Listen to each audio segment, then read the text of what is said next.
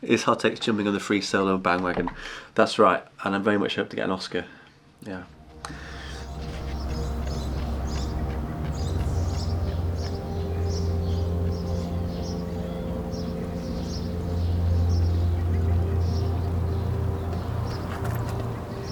I suppose I first thought about making a film like this in around 2014.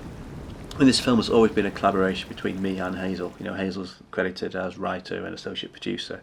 You know, it wasn't, I didn't just hire Hazel to come and climb some things. You know, she's been in this project since the start of it, really. You know, in the film, this is a route you could actually do. You could actually physically run this route. I wanted the film to make sense. I didn't want it to be just a montage of clips. This is a genuine journey. The Clanberries Pass in Snowdonia, it's all compact. You know, you've got lots of climbing in a small space, lots of routes to choose from, lots of classic routes. A lot of the crags are very kind of architectural, you know, they have like big strong lines which look great from the drone and look great from over camera positions. Even from one side of the pass to the other side of the pass, from Dinas Cromlech to Dinas Mott, they're very different crags. One's kind of slabby and smooth, but the other one's like steep and cornery. And of course you've got the slate route at the start of the film as well, which contrasts completely with those other two locations. I was working with Chris Prescott, who's my DOP on this project, and then Dave McLeod on drone. He has a very nice Inspire 2, plus there's a couple of shots from his Mavic as well. And we tried to do a lot of kind of movement shots on a gimbal, so we could run behind Hazel and in front of Hazel to get the kind of movement shots, which is great. You know, I do quite like using gimbals, but you know, as soon as someone gets a gimbal out, then it's like anyone's seen the Allen keys and can't get this thing balanced, and it just slows everything down. I don't normally work like that. I'm much more of a kind of run and gun camera person, observational documentary camera person. That's one of the reasons I wanted to make this film as well, to kind of push my style of filmmaking. So that's something I decided I was going to do on this project as well, is not shoot anything. Because normally I'm very hands-on. I normally get involved with everything. In fact, normally it might just be me there on a shoot doing everything. So I wanted to try and step back that and just focus on directing. Well, I think that would just do a static, so she's completely standing still, looking at the sunset, having a drink of water, and you're shooting from behind. Like that. Hang on, wait, I'll tell you what to do. Get so full of water. I'll tell you what to drink. Okay. Yeah, that's nice. But it didn't quite work like that just because of the logistics, so I was often on second camera as well. Well, the first route in the film is California Arete in the Slate Quarries. And the Slate Quarries is this kind of huge hole in the ground above Clanberries. It's an amazing place to visit and to walk around, and lots of history there. And the route itself, it's a real striking arête. You know, it's a beautiful line. But that was a tricky one to shoot. I mean, she only climbed it once.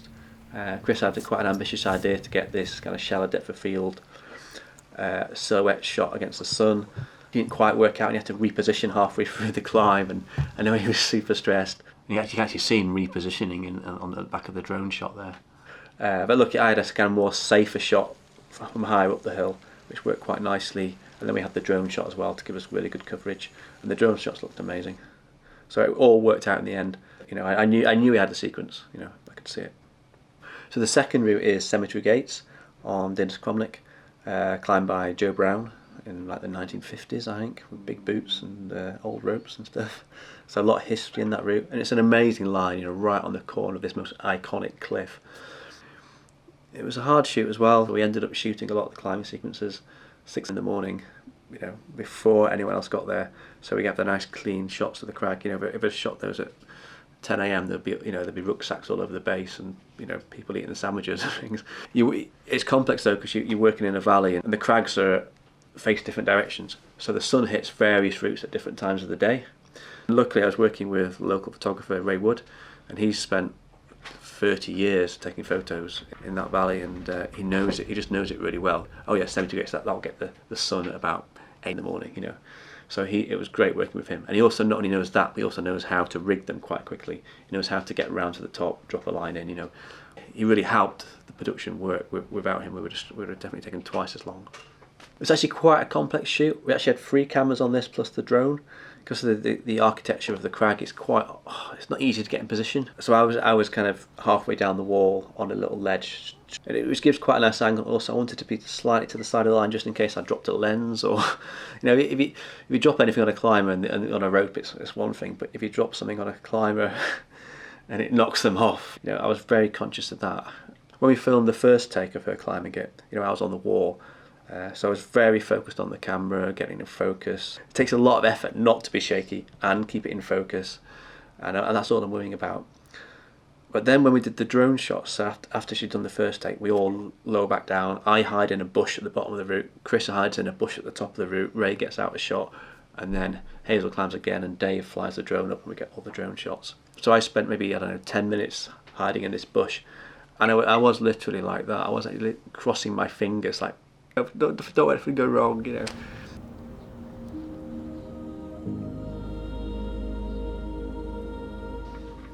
Yeah, the third route, it's on Dinas Mot. Dinas Mot's a very kind of, it's quite a scary place to go even with ropes actually, It's very blank, there's not much gear.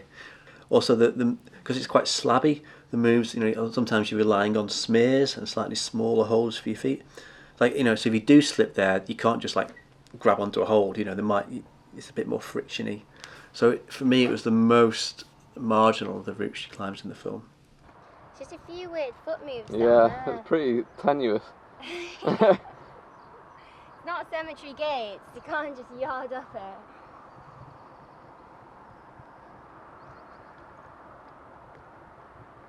Well, Hazel's she's an incredible world-class climber. Hers is quite a nice sort of flowy style. The film it's kind of ended up being about flow state, the sort of state some climbers get into when everything's going well and they're at one with the rock, and that's really, and you see that in Hazel, the way she climbs, she's very smooth, very controlled, very relaxed. You can see she's barely breathing. This film's evolved a lot since we set out to make it. And the early versions of the film had a strong this environmental theme about using reusable water bottles as opposed to plastic bottles. So we see in that early cut that Hazel, she starts filling it. The film starts with her filling her water bottle up. Then we see her drink it on the way. We see her fill it from a stream, and then we contrast that with the sort of the tourists, the hill walkers on the summit of Snowdon, all drinking out of the plastic bottles and the Coca-Cola and seeing how much sort of waste there is up there as well. But when I showed people this, people pointed out that, well, that's all very good, but if you want people to change, you don't start by shaming them first. So then the film took on a whole new different tone after the edit, and then we focused more on what Hazel was thinking about Hazel's experience, about her kind of flow state and free flow.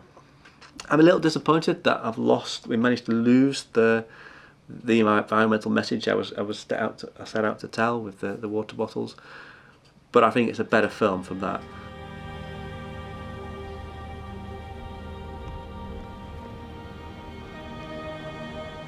Yeah, shooting the drones on Crib Goch, we were really lucky with the weather I think we had that day. The light was really nice. The weather had been amazing all week, but at least we had a little bit of cloud here as well, so which really kind of comes up really well as the sun hits the cloud. It kind of comes alive. If it had just been a blue sky day, it just wouldn't have looked as good at it. It would still look dramatic, but it just wouldn't have looked as good, And there's a bit of wind, so Hazel's hair's moving around a bit, So we're really quite lucky to get up here on this ridge. The GoPro's running, is it? Yeah. Mm. Yeah. Okay.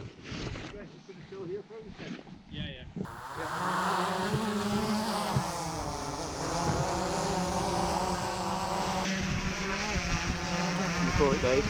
I think you just go, so wait for Dave to go. Yeah. Okay, I'm good to go.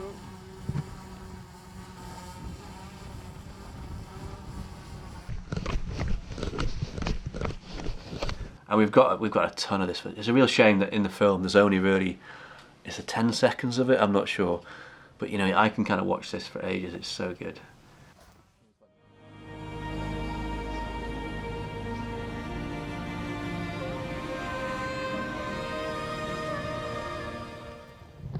Yeah, we were lucky with the light, because this ridge here is hitting the sun, but the ridge behind her, just look at that. The ridge and Hazel's fully lit. The hillside behind is dark, so she's contrasted against the dark cliffs of Snowden looks good when she gets. Right, yeah, I should have put this shot in. That looks really good. Why did I put that shot in? Yeah. It just keeps on giving. You know, it's almost worth doing. I could almost do a longer edit of this, I think.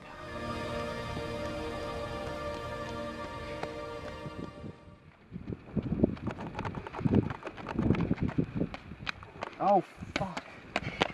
Forgot to press record.